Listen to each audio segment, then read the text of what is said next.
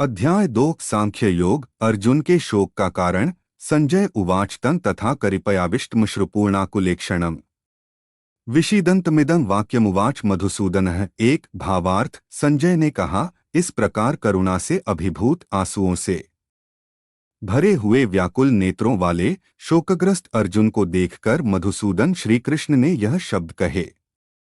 एक श्री भगवान उवाच कुतस्त्वा कश्मलमिदं विष्मे समुपस्थितम् अनार्यजुष्टमस्वर्ग्यम कीर्तिक्रमर्जुन। दो भावार्थ। श्री भगवान ने कहा, हे अर्जुन, इस विपरीत स्थिति पर तेरे मन में यह अज्ञान कैसे उत्पन्न हुआ? न तो इसका जीवन के मूल्यों को जानने वाले मनुष्यों द्वारा आचरण किया गया है और न ही इससे स्वर्ग की और न ही यश की प्राप्ति होती है। दो क्लैब्यमास्म गमः पार्थ नैतत्वयुपपद्यते। क्षुद्र हृदय दौर्बल्य त्यक्त्वोत्तिष्ठ परंतप। तीन भावार्थ। इसलिए हे अर्जुन, तू नपुंसकता को प्राप्त मत हो, यह तुझे शोभा नहीं देता है। हे शत्रुओं के दमन करता, हृदय की तुच्छ दुर्बलता को त्याग कर युद्ध के लिए खड़ा हो। तीन अर्जुन उवाच कथन भीष्मः संख्ये द्रोण च मधुसूदन इषुभ्यः प्रतियोत्स्यामि पूजार्हावृसूदन। चार भावार्थ। अर्जुन ने कहा, हे मधुसूदन, हे शत्रुहंता, मैं युद्धभूमि में किस प्रकार भीष्म पितामह और द्रोणाचार्य जैसे पूजनीय व्यक्तियों पर बाण कैसे चलाऊंगा।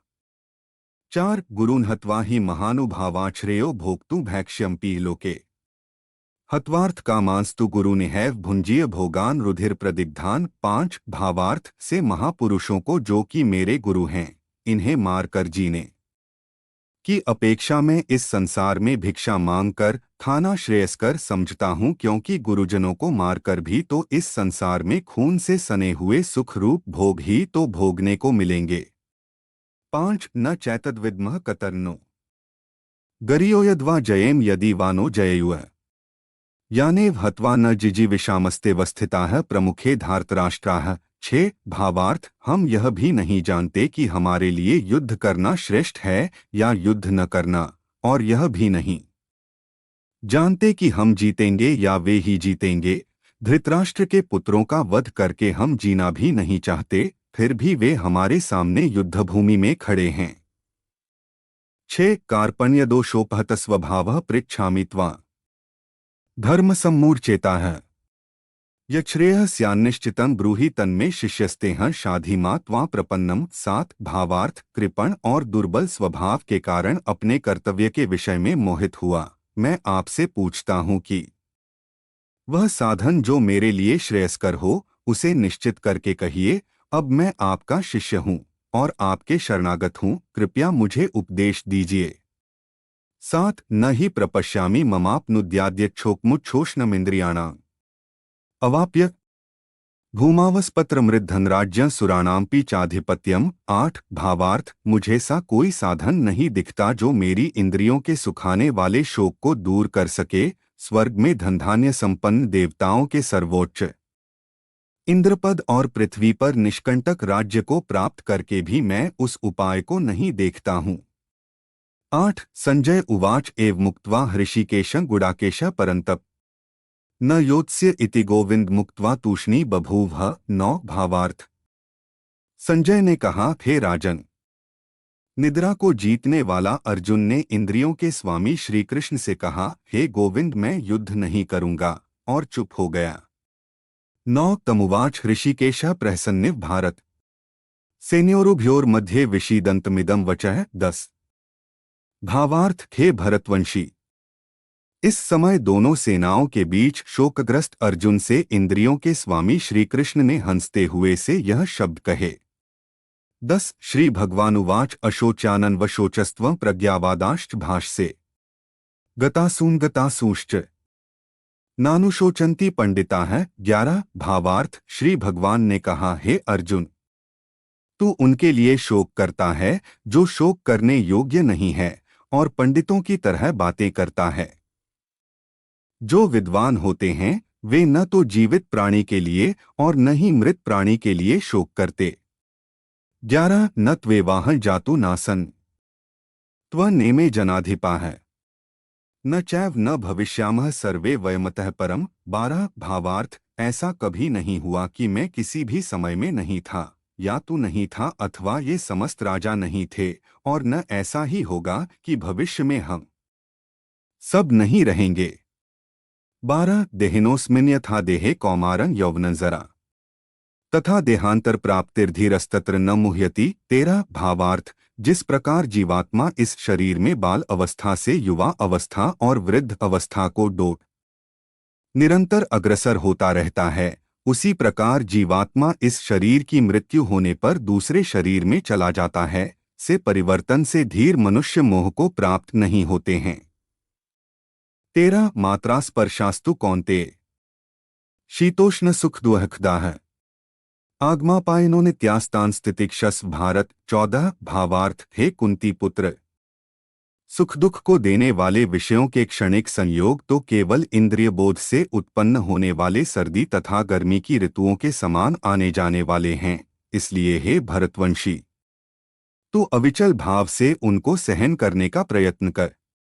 14 यन्हि न व्यथ्यन्त्येते पुरुषं पुरुषर्षभ समदुःख सुखण धीरन सोमृतत्वाय कल्पते। 15 भावार्थ, हे पुरुष श्रेष्ठ, जो मनुष्य दुःख तथा सुख में कभी विचलित नहीं होता है, दोनों परिस्थितियों में संभाव रखता है, सा धीर पुरुष निश्चित रूप से मुक्ति के योग्य होता है।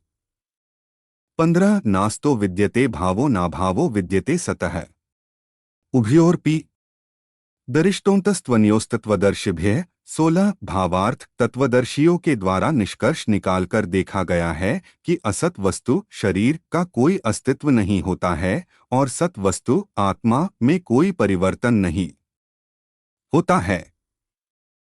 16 अविनाशी तु तद्विद्धि येन सर्वमिदं ततम् विनाशं व्ययस्यास्य न कश्चित् कर्तुमर्हति। 17 भावार्थ, जो सभी शरीरों में व्याप्त है, उस आत्मा को ही तू अविनाशी समझ, इसको नष्ट करने में कोई भी समर्थ नहीं है। 17 अंतवंत इमे देहा नित्यस्योक्ता है शरीरिणः अनाशिनो प्रमेयस्य तस्माद्युध्यस्व। भारत 18 भावार्थ, इस अविनाशी अमाप नित्य स्वरूप आत्मा के ये सब शरीर नष्ट होने वाले हैं, अतः भरतवंशी तू युद्ध कर। 18 य एन वेत्ति हंतारं यश्चैन मन्यते हतम् उभौ तो न विजानीतो नाय हंति न हन्यते। 19 भावार्थ, जो इस आत्मा को मारने वाला समझता है तथा जो इसको मरा हुआ समझता है, वे दोनों ही अज्ञानी है, क्योंकि यह आत्मा वास्तव में न तो किसी को मारता है और न किसी द्वारा मारा जाता है। 19 न जायते म्रियते वा कदाचिन्नाय भूत्वा भविता वा न भूयः अजो नित्यः शाश्वतोऽयं पुराणोन हन्यते हन्यमाने शरीरे। 20 भावार्थ, यह आत्मा किसी काल में भी न तो जन्म लेता है और न मरता है और न ही जन्म लेगा, यह अजन्मा नित्य शाश्वत और पुरातन है, शरीर के मारे जाने पर भी यह नहीं मारा जा सकता है। 20 वेदाविनाशिन नित्यं य एनं जमव्ययम् कथन स पुरुषः पार्थ कं घात्यति हन्ति कम। 21 भावार्थ, हे पृथापुत्र, जो मनुष्य इस आत्मा को अविनाशी शाश्वत अजन्मा और अव्यय जानता है, वह मनुष्य किसी को कैसे मार सकता है या किसी के द्वारा कैसे मारा जा सकता है। 21 वासांसी जीर्णानि यथा विहाय नवानि गृह्णाति नरो प्राणी तथा शरीराणि विहाय जीर्णान्यन्यानि संयाति नवानि देहि। 22 भावार्थ, जिस प्रकार मनुष्य पुराने वस्त्रों को त्याग कर दूसरे नए वस्त्रों को डोट धारण करता है, उसी प्रकार आत्मा पुराने तथा व्यर्थ के शरीरों को त्याग कर नए शरीरों को धारण करता है। 22 नैनं छिन्दन्ति शस्त्राणि नैन दहति पावकः न चैन क्लेद्यन्त्यापो न शोष्यति मारुतः। 23 भावार्थ, यह आत्मा न तो शस्त्र द्वारा काटा सकता है, न ही आग के द्वारा जलाया जा सकता है, न जल द्वारा भिगोया जा सकता है और न ही वायु द्वारा सुखाया जा सकता है। 23 अच्छेद्योयमदाह्योयमक्लेद्यो शोष्य एव च नित्यः सर्वगतः स्थाणुर्चलोयन सनातनः। 24 भावार्थ, यह आत्मा न तो तोड़ा जा सकता है, न ही जलाया जा सकता है, न इसे घुलाया जा सकता है और न ही सुखाया जा सकता है। यह आत्मा शाश्वत, सर्वव्यापी, अविकारी, स्थिर और सदैव एक सा रहने वाला है। 24 अव्यक्तोयम चिन्त्योयम विकार्योयम उच्यते तस्मादेवं विदित्वैनम नानुशोचितुमर्हसि। 25 भावार्थ, यह आत्मा अदृश्य, अकल्पनीय और अपरिवर्तनीय कहा जाता है। इस प्रकार आत्मा को अच्छी तरह जानकर तू शोक करने के योग्य नहीं है। 25 अथ चैन नित्य जातम नित्य व मन्यसे मृतम तथापि त्वं महाबाहो नैवं शोचितुमर्हसि। 26 भावार्थ, हे महाबाहु, यदि तू इस आत्मा को सदा जन्म लेने वाला तथा सदा मरने वाला मानता है तो भी तू इस प्रकार शोक करने योग्य नहीं है। 26 जातस्थे ध्रुवो मृत्युर्ध्रुवं जन्म मृतस्य च तस्मात् परिहार्यर्थे न त्वं शोचितुमर्हसि। 27 भावार्थ, जिसने जन्म लिया है उसकी मृत्यु निश्चित है और मृत्यु के पश्चात पुनर्जन्म निश्चित है। अत इस बिना उपाय वाले विषय में तू शोक करने योग्य नहीं है। 27 अव्यक्तादीनि भूतानि व्यक्तमध्यानि भारत अव्यक्तनिधनान्येव तत्र का परिदेवना। 28 भावार्थ, हे भरतवंशी, संपूर्ण प्राणी जन्म से पहले अप्रकट रहते हैं और मरने के बाद भी अदृश्य हो जाने वाले हैं। केवल बीच में ही इन्हें देखा जा सकता है। अत शोक करने की कोई आवश्यकता नहीं है। 28 आश्चर्यवत् पश्यति कश्चिदेन माश्चर्यवद्वत्ति तथैव चान्यः आश्चर्यवच्चैन्मन्यः शृणोति श्रुत्वाप्येन वेद न चैव कश्चित्। 29 भावार्थ, कोई इस आत्मा को आश्चर्य की तरह देखता है, कोई इसका आश्चर्य की तरह वर्णन करता है तथा कोई इसे आश्चर्य की तरह सुनता है और कोई कोई तो इसके विषय में सुनकर भी कुछ नहीं समझ पाता है। 29 देहि नित्यं वध्योय देहे सर्वस्य भारत तस्मात् सर्वाणि भूतानि न त्वं शोचितुमर्हसि। 30 भावार्थ, हे भरतवंशी, इस आत्मा का शरीर में कभी वध नहीं किया जा सकता है। अत तुझे किसी भी प्राणी के लिए शोक करने की आवश्यकता नहीं है। 30 धर्म के अनुसार युद्ध का निरूपण स्वधर्मंपि चावेक्ष्य न विकंपितुमर्हसि धर्म्याद्धि युद्धात् श्रेयोन्यत् क्षत्रियस्य न विद्यते। 31 भावार्थ, हे अर्जुन, क्षत्रिय होने के कारण अपने धर्म का विचार करके भी तू संकोच करने योग्य नहीं है, क्योंकि क्षत्रिय के लिए धर्म के लिए युद्ध करने के अलावा अन्य कोई श्रेष्ठ कार्य नहीं है। 31 यदृच्छया चोपन्ना स्वर्गद्वारं पावृतम् सुखिनः क्षत्रियाः पार्थ लभन्ते युद्धमीदृशम्। 32 भावार्थ, हे पार्थ, वे क्षत्रिय भाग्यवान है जिन्हें इस युद्ध के अवसर अपने आप प्राप्त होते हैं, जिससे उनके लिए स्वर्ग के द्वार खुल जाते हैं। 32 अथ चेत्त्वमिम धर्मे संग्रामं न करिष्यसि ततः स्वधर्मं कीर्तिं च हित्वा पापं वाप्स्यसि। 33 भावार्थ, किंतु यदि तू इस धर्म के लिए युद्ध नहीं करेगा तो अपनी कीर्ति को खोकर कर्तव्य कर्म की उपेक्षा करने पर पाप को प्राप्त होगा। 33 अकीर्ति चापि भूतानि कथयिष्यन्ति ते व्ययाम संभावितस्य चाकीर्तिर्मरणात्तिरिच्यते। 34 भावार्थ, लोग सदैव तेरी बहुत समय तक रहने वाली अपकीर्ति का भी वर्णन करेंगे और सम्मानित मनुष्य के लिए अपकीर्ति मृत्यु से भी बढ़कर है। 34 भयाद्रणादुपरतं मन्स्यन्ते त्वां महार्थाः येषां च त्वं बहुमतो भूत्वा यास्यसि लाघवम्। 35 भावार्थ, जिन जिन योद्धाओं की दृष्टि में तू पहले सम्मानित हुआ है वे महारथी लोग तुझे डर के कारण युद्धभूमि से हटा हुआ समझकर तुच्छ मानेंगे। 35 अवाच्यवादांश्च बहून् वदिष्यन्ति तवाहिताः निंदन्तस्तव सामर्थ्यं ततो दुहक्तरन्नु किम। 36 भावार्थ, तेरे शत्रु तेरी सामर्थ्य की निंदा करते हुए तुझे बहुत से कटु वचन भी कहेंगे, तेरे लिए इससे अधिक दुखदाई और क्या हो सकता है। 36 हतो वा प्राप्स्यसि स्वर्गं जित्वा वा भोक्ष्यसे महीं तस्मादुत्तिष्ठ कौन्तेय युद्धाय कृतनिश्चयः। 37 भावार्थ, हे कुंती पुत्र, यदि तू युद्ध में मारा गया तो स्वर्ग को प्राप्त करेगा, और यदि तू युद्ध जीत गया तो पृथ्वी का साम्राज्य भोगेगा। तू दृढ़ संकल्प करके खड़ा हो जा और युद्ध कर। 37 सुख दुखे समे कृत्वा लाभालाभौ जया जया ततो युद्धाय युजस्व नैवं पापम वाप्स्यसि। 38 भावार्थ सुख या दुख, हानि या लाभ और विजय या पराजय का विचार त्याग कर युद्ध करने के लिए ही युद्ध कर, सा करने से तू पाप को प्राप्त नहीं होगा।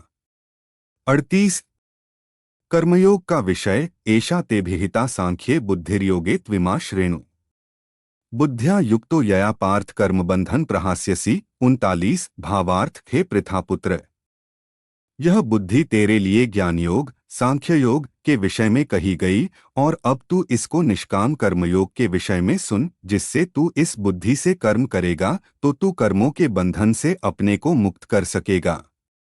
39 यनेहाभिक्रम नाशोस्ति प्रत्यवातो न विद्यते स्वल्पमप्यस्य धर्मस्य त्रायते महतो भयात्। 40 भावार्थ इस प्रकार कर्म करने से न तो कोई हानि होती है और न ही फलरूप दोष लगता है, अपितु इस निष्काम कर्मयोग की थोड़ी सी भी प्रगति जन्म मृत्यु के महान भय से रक्षा करती है। 40 व्यवसायात्मिका बुद्धिरेके कुरुनंदन बहुशाखा ह्यनंताष्ट बुद्धयो व्यवसायनाम। 41 भावार्थ हे कुरुनंदन, इस निष्काम कर्मयोग में दृढ़ प्रतिज्ञ बुद्धि एक ही होती है, किंतु जो दृढ़ प्रतिज्ञ नहीं है उनकी बुद्धि अनंत शाखाओं में विभक्त रहती हैं।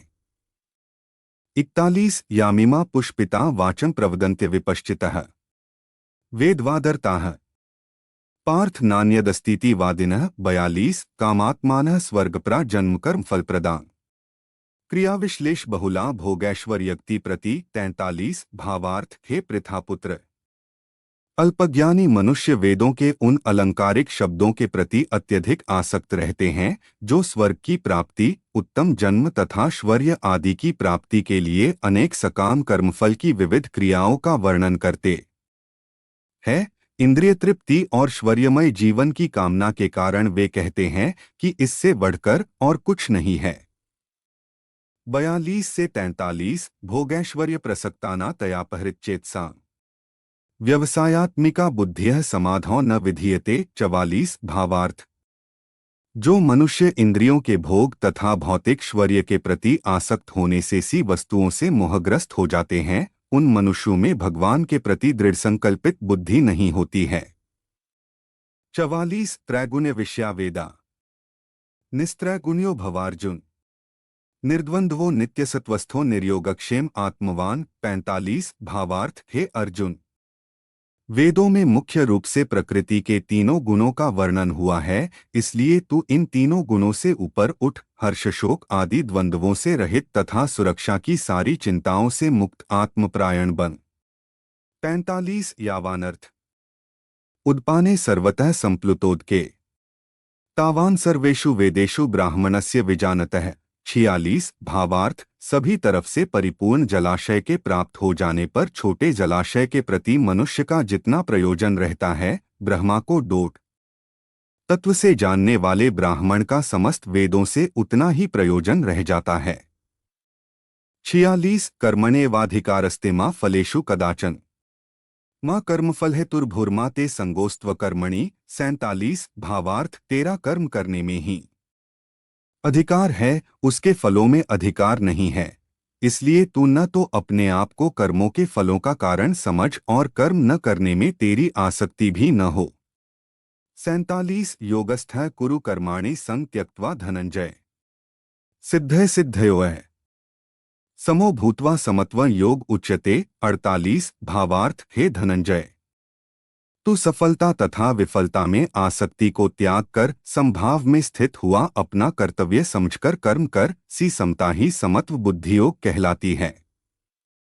48 दूरेण ह्यवरं कर्म बुद्धियोगात् धनंजय बुद्धौ शरण मनविच्छ कृपणाः फलहेतवः। 49 भावार्थ हे धनंजय, इस समत्व बुद्धियोग के द्वारा समस्त निंदनीय कर्म से दूर रहकर उसी भाव से सी चेतना परमात्मा की शरण ग्रहण कर सकाम कर्म के फलों को चाहने वाले मनुष्य अत्यंत कंजूस होते हैं।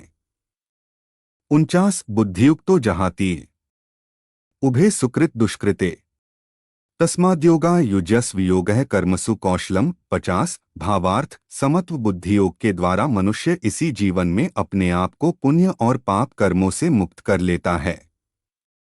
अत तू इसी योग में लग जा, क्योंकि इसी योग के द्वारा ही सभी कार्य कुशलतापूर्वक पूर्ण होते हैं। 50 कर्मजम बुद्धियुक्ता ही फलं त्यक्त्वा मनीषिणः जन्मबंधविनिर्मुक्ताः पदं गच्छन्त्यनाम्यम्। 51 भावार्थ इस समत्व बुद्धियोग से ऋषिमुनि तथा भक्त सकाम कर्मों से उत्पन्न होने वाले फलों को त्याग कर जन्म मृत्यु के बंधन से मुक्त होकर परमपद को प्राप्त हो जाते हैं। 51 यदा ते मोहकलिलं बुद्धिर्व्यतितृष्यति तदा गंतासि निर्वेदन श्रोतव्यस्य श्रुतस्य च। 52 भावार्थ जिस समय में तेरी बुद्धि मोहरूपी दलदल को भली भांति पार कर जाएगी, उस समय तू सुने हुए और सुनने योग्य सभी भोगों से विरक्ति को प्राप्त हो जाएगा। 52 श्रुतिविप्रतिपन्ना ते यदा स्थास्यति निश्चला समाधावचला बुद्धिस्तदा योगम वाप्स्यसि। 53 भावार्थ वैदिक ज्ञान के वचनों को सुनने से विचलित हुई तेरी बुद्धि जब एकनिष्ठ और स्थिर हो जाएगी, तब तू आत्मसाक्षात्कार करके उस दिव्य चेतना रूप परमात्मा को प्राप्त हो जाएगा। 53 स्थिर प्रज्ञ पुरुष के लक्षण। अर्जुन उवाच स्थित प्रज्ञस्य का भाषा समाधिस्थस्य केशव स्थितधियः की प्रभाषेत किमासीत व्रजेत किम। 54 भावार्थ अर्जुन ने कहा, हे केशव, अध्यात्म में लीन स्थिर बुद्धि वाले मनुष्य का क्या लक्षण है? वह स्थिर बुद्धि मनुष्य कैसे बोलता है, किस तरह बैठता है और किस प्रकार चलता है?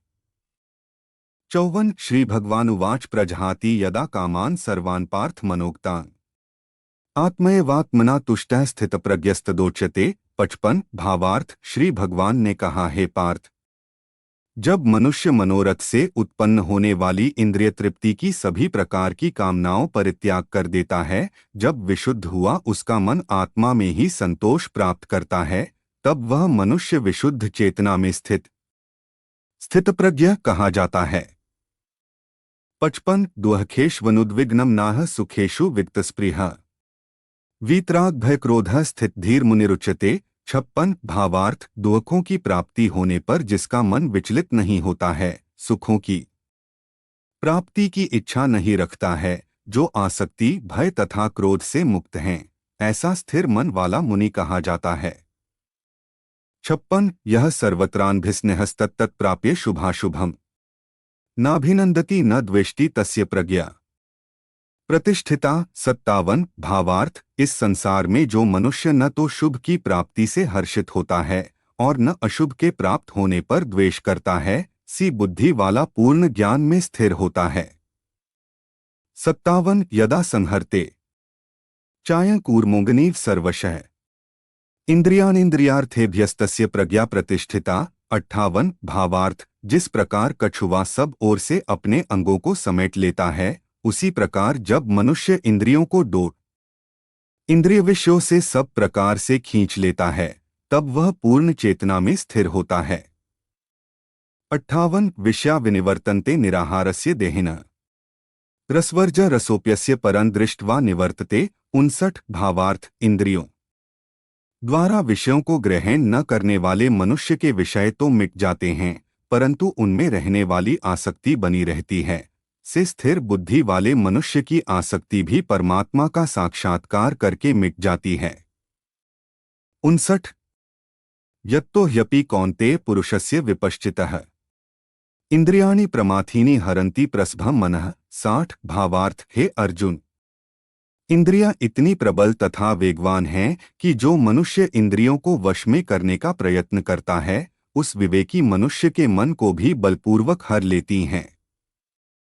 60 तानि सर्वाणि संयमय युक्त आसीत मत्परः वशे ही यस्येन्द्रियाणि तस्य प्रज्ञा प्रतिष्ठिता। 61 भावार्थ जो मनुष्य इंद्रियों को पूर्णतया वश में रखते हुए अपनी चेतना को मुझ में स्थिर कर देता है, वही मनुष्य स्थिर बुद्धि वाला कहलाता है।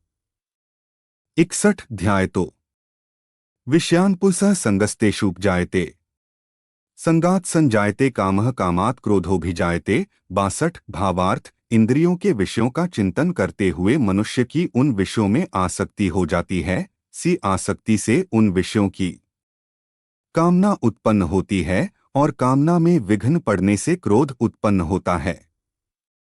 62 क्रोधात् भवति सम्मोहः सम्मोहात् स्मृति विभ्रमः स्मृतिभ्रंशात् बुद्धिनाशो बुद्धिनाशात् प्रणश्यति। 63 भावार्थ क्रोध से अत्यंत पूर्ण मोह उत्पन्न होता है। मोह से स्मरण शक्ति में भ्रम उत्पन्न होता है। स्मरण शक्ति में भ्रम हो जाने से बुद्धि नष्ट हो जाती है और बुद्धि के नष्ट होने से मनुष्य का अधोपतन हो जाता है।